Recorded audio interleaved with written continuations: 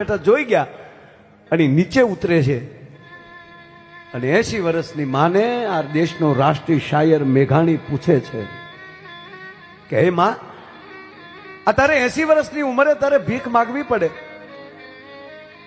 કેમ? તારે દીકરા નથી, કોઈ પરિવાર નથી? ત્યારે માડી આમ નેજા માંડીને પૂછે છે, આવું પૂછનારો પહેલો કોક મળ્યો છે. તમે કોણ છો ભાઈ? પણ માં તમે કે ના, આપ મને કયો, આ અંતરના ઊંડાણની કોક વેધ્યું ને કહેવાય, ચોરે ન ચિતરાય ચિતની વાતું શંકરા. આપ કોણ છો? તાક માં હું મેઘાણી, ઝવેરચંદ મેઘાણી. ઓ અરે મારા બાપ, તું તો મારું હૈયું ઠલવવાનું ઠેકાણું મળ્યો છે. સાંભળી લો મેઘાણી ભાઈ, મારે દીકરા નથી એવું નથી, હું 7 દીકરાની માં છું. ઓ 7 દીકરાની માં છો અને 7 દીકરાની જનેતા ને આજે 80 વર્ષની ઉંમરે ભીખ માગવી પડે કેમ? તમારા દીકરાએ તમને કાઢી મૂક્યા, ભેગા નથી રાખતા એવું છે કે મેઘાણી ભાઈ? કાઢી નથી મૂકીને ભેગા નથી રાખતા એવું નથી કે તો કે મારા 7 દીકરા આ માતભૂમની આઝાદીની લડતમાં શહીદ થઈ ગયા છે. હું 7 દીકરાની શહીદની જનેતા મેઘાણી લખે છે. અને ત્યારે મેઘાણી સાહેબ પૂછે છે ને કે માં, તે 7 દીકરા ગુમાવ્યા એનું તને રંજ નથી, દુઃખ નથી? દુઃખ ક્યાંથી હોય? મારી માં ભારતી માં છે ને હું માં છું, અને મારું સંતાન રાષ્ટ્રના હિત માટે, માં ભારતીની આઝાદી માટે પોતાનું લોહી વેરે, એ તો મારા ધાવણનું ગૌરવ છે. મેઘાણી ભાઈ, એક દીકરાને મોકલો ને સમાચાર મળ્યા કે તારો દીકરો શહીદ થઈ ગયો માં, ત્યારે બીજાને હાબદો કર્યો, બીજાના સમાચાર મળ્યા ત્યારે ત્રીજાનો એમ કરતા જેથી હાથમાને મોકલ્યો અને હાથમાના સમાચાર મળ્યા કે માં તારો દીકરો શહીદ થઈ ગયો, ત્યારે મેઘાણી ભાઈ મારી આંખના ખૂણા ભીના ત્યાં હતા. અને અખિલ બ્રહ્માંડના અધિપતિને એટલું કીધું હતું કે હે પરમાત્મા, તે મને 7 દીકરા દીધા, તે જો મને 12 દીધા હોત ને તો આજે 12 દીકરા માં ભૌમની આઝાદીની લડતમાં હું મોકલી દેત. અને આ દેશનો રાષ્ટ્રીય શાયર બાપુ રોઈ પડ્યો, આંખમાં આહુડ આવી ગયા કે આહા, આવી કેટલી જનેતાઓ હશે કે જેના દીકરાઓએ શહીદી હોરી અને એની નોંધ નથી લેવાની. તો માં, આ તારી એકની આ જોડી છે ને, એ ભીખ માગવાની જોડી નથી, આ તો રક્ત ટપકતી જોડી છે. અને મેઘાણીએ કાવ્ય લખી નાખ્યું કે રક્ત ટપકતી 100 જોડી આ સમરાગણથી આવે અને કેસર વર્ણી સમર સેવિકા કોમલ સેજ દિખાવે, કોમલ સેજ બિચાવે, ઘાયલ મરતા મરતા રે, ભારત માની આઝાદી ગાવે. એવા કઈક વીરવીર પુરુષો જેની એક એકની વાતો ગોતી ગોતીને આ વીરાંજલિ કાર્યક્રમમાં માણસોના હૃદય સુધી પહોંચાડો. આનો અર્થ શું? આનાથી શું ફાયદો? આનાથી ફાયદો એટલો કે વાહ વાહ ને બદલે હૃદયમાંથી આહ નીકળવા મળે અને જ્યારે કરુણા પેદા થવા મળે અને દરેકના હૃદયની અંદર જેથી એમ કહેવાય કરુણા, પીડા પેદા થાય અને પીડા પેદા થશે ને ત્યારે જ રાષ્ટ્ર એક થશે. અને એક રાષ્ટ્ર થાય ત્યારે વિશ્વના બાપની તાકાત નથી, ભારતની સંસ્કૃતિને સામું કોઈ જોઈ શકે. એવા કેટલાય મહાપુરુષો હમણાં જ સાંઈરામભાઈએ વચ્ચે યાદ કર્યા, દયાનંદ સરસ્વતી અને એના કૃપા પાત્ર શામજી કૃષ્ણ વર્મા. આ મારી પીચમાં નથી પણ યાદ આવ્યું અને યાદ કરાયું કે એ પરદેશમાં રહી, જીનીવામાં. અહીંથી પછી ત્યાં નીકળી જાય છે, ત્યાં બેઠા બેઠા આ દેશના કોઈ યુવાનો ભણે, એને પોલિસી, એને શિષ્યવૃત્તિ આપે, પણ શરત એટલી રાખે કે તમે ભણો ભલે, પણ માજી શિષ્યવૃત્તિથી ભણતા હોવ તો અંગ્રેજોની નોકરી ન કરતા ભારતની રક્ષા માટે નીકળજો, ભારતનું જતન કરજો.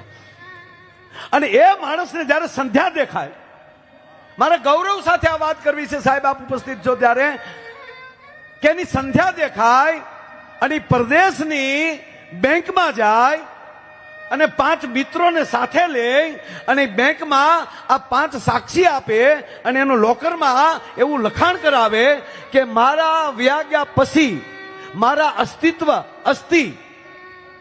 મારું અસ્થિ છે, મારા હાડકા છે, એ આ બેંકના લોકરમાં રાખજો. અને જેથી મારો દેશ આઝાદ બને ને તેથી મારા આઝાદ ભારતના યુવાનને આ અસ્થિ આપજો અને એને કહેજો કે ભારતની કોઈ પણ નદીમાં એને પધરાવી દે.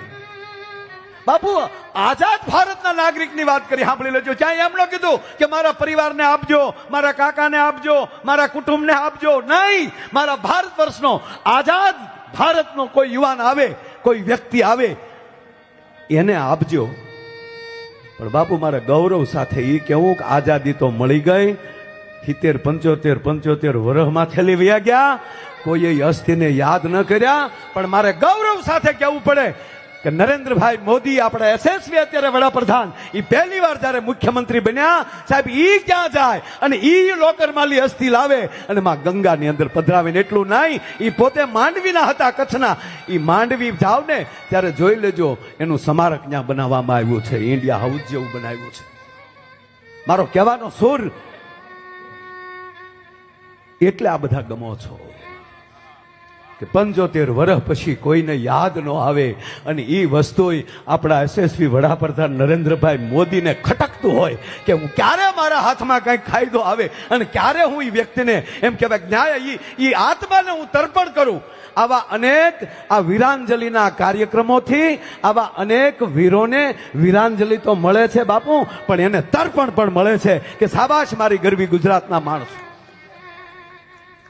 આ દેશનો યુવાન પોલીસમાં ભરતી થાય કે મિલિટરીમાં ભરતી થાય, ત્યારે ભારત માતાની ગરવી ગુજરાતની માટીનું તિલક કરીને નિર્ણય કરતો હોય કે તિરંગો લહેરાવીને આવશું અને કે તિરંગામાં લીપટાઈને આવશું. કાલ હવારનો દાખલો લઈ લ્યો સાહેબ. 1962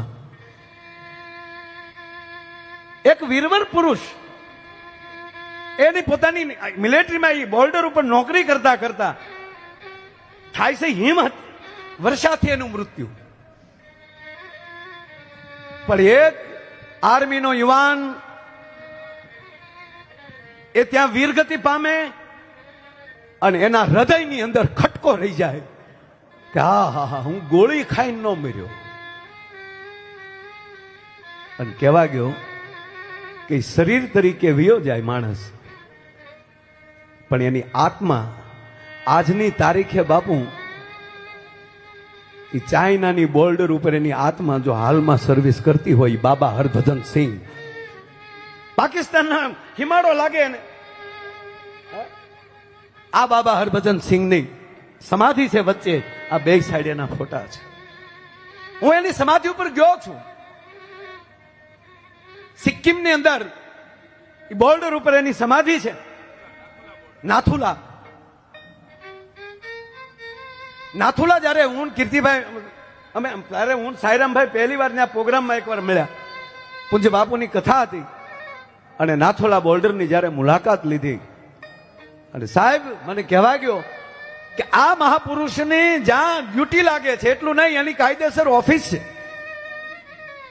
અને કોઈ પણ વધારે ભણેલા આવી વાતને ન સ્વીકારે અને એ ઓફિસમાં પ્રદીપસિંહ બાપુ સેલ્યુટ માર્યા વગર જાય તો આજની તારીખે એને ઠપાટ આવે છે. એનો રાત્રિનું બેડ પથરાઈ જાય, એનો ડ્રેસ મૂકી દેવામાં, વર્ધી મૂકી દેવામાં આવે, એના બૂટ પોલિશ કરીને મૂકી દેવામાં આવે, એની રાઇફલ મૂકી દેવામાં આવે અને સવારે જોવો ને તો શર્ટને એને જાણે ઇન કરેલું હોય ને જે કડકસલી પડી હોય એવી પડી જતી હોય. આ વીરવર પુરુષો, આવી આત્માઓ આજની તારીખે આપણી પાસે છે ને બાપ. આ હજી મને કહેવાય ગયો કે અત્યારે જે યાદ કરીએ છીએ ભગતસિંહ થી લઈ અને સુખદેવજી બધાને, કઈ કઈ જ્ઞાતિના હતા. એ જ્ઞાતિ નહીં રહી ત્યારે ભારત માતાનો જ દીકરો બની જશે. એમાં વર્ણવાદ નહીં આવે, રાષ્ટ્રવાદ આવશે. આ દેશને જરૂર છે રાષ્ટ્રવાદની, આ દેશને જરૂર છે સંભાવની, સદવિચારની, સમરસતાની. ટોળાશાહી આ દેશમાં બંધ થાય, રાષ્ટ્રવાદ પેદા થાય એવો હેતુ હોય ને તો આ દેશના વડાપ્રધાનનો મુખ્ય